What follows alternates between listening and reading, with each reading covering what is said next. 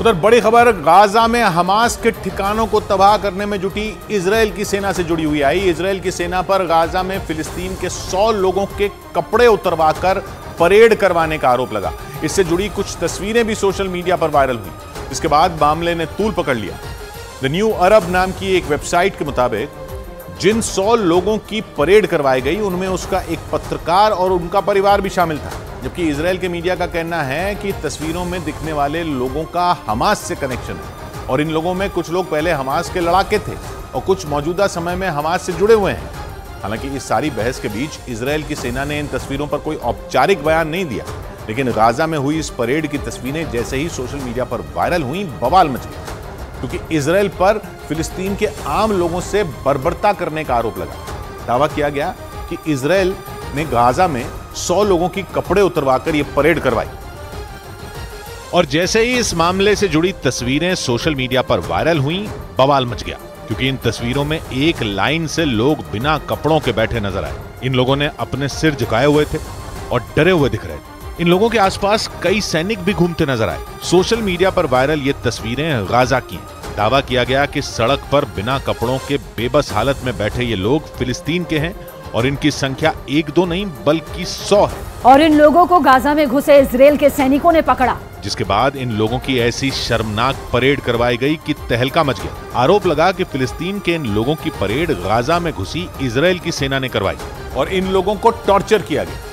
Israel पर यह आरोप फिलिस्तीन ने लगाया और सबूत के तौर पर यह तस्वीरें शेयर कर दी। इन्हें देखकर इजराइल के खिलाफ फिलिस्तीन में गुस्सा बढ़ गया, क्योंकि दावा किया गया कि तस्वीरों में दिखने वाले लोग फिलिस्तीन के आम लोग हैं और इजराइल की सेना ने इनके साथ हैवानियत की। क्योंकि जो वीडियो सामने आया उसमें पहले तो बहुत सारे लोग बिना कपड़ों के जमीन पर बैठे दिखे और जैसे ही कैमरा घूमा, लोग इसी हालत में लाइन से ट्रक पर चढ़ते दिखाई दिए। एक दूसरी तस्वीर देखकर तो कलेजा ही पसीज गया, क्योंकि उसमें बिना कपड़ों के लोग घुटनों के बल बैठे दिखे। एक लाइन से बैठे इन लोगों के हाथ पीछे बंधे हुए थे और आसपास सैनिक खड़े थे।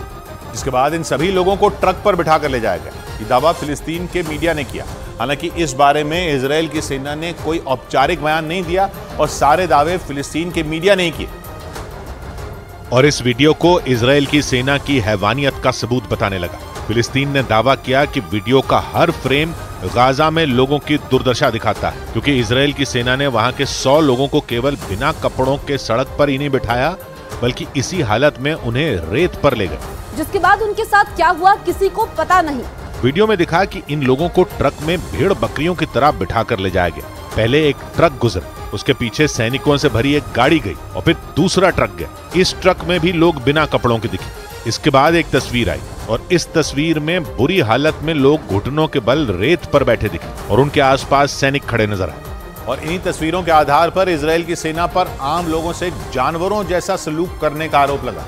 लेकिन इजराइल के मीडिया ने तर्क दिया कि जिन लोगों के साथ ये बर्ताव हुआ उनका कनेक्शन हमास से था और गाजा की सड़कों पर बिना कपड़ों के बैठे ये लोग फिलिस्तीन के आम लोग नहीं हैं। हालांकि इस बारे में इजराइल की सेना ने कोई बयान नहीं दिया, लेकिन वहां के मीडिया ने दावा किया कि वीडियो में दिखने वाले लोग या तो पहले हमास से जुड़े थे या अब हमास के लिए काम करते हैं, क्योंकि इजराइल की सेना गिरफ्तारी से पहले पूरी जांच पड़ताल करती है।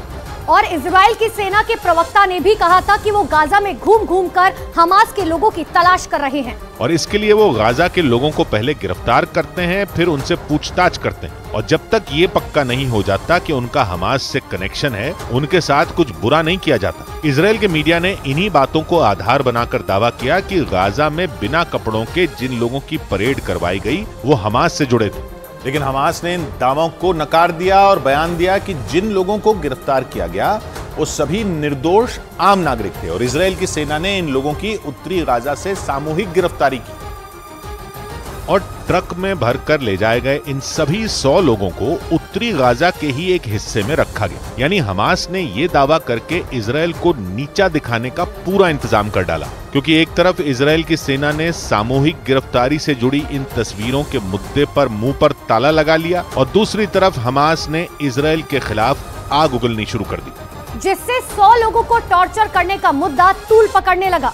क्योंकि हमास के अलावा फिलिस्तीन में काम करने वाले एक एनजीओ ने दावा किया कि इजराइल ने बुजुर्गों, डॉक्टरों, पत्रकारों और शिक्षकों को गिरफ्तार किया यही नहीं, एनजीओ के मुताबिक गिरफ्तार किए गए लोगों में कई विस्थापित भी हैं।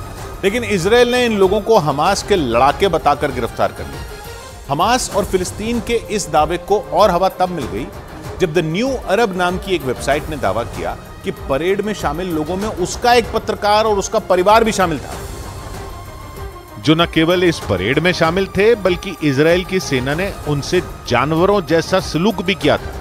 लंदन से काम करने वाली द न्यू अरब नाम की एक वेबसाइट ने दावा किया कि बिना कपड़ों के परेड करने वाले लोगों में उसका एक पत्रकार भी था।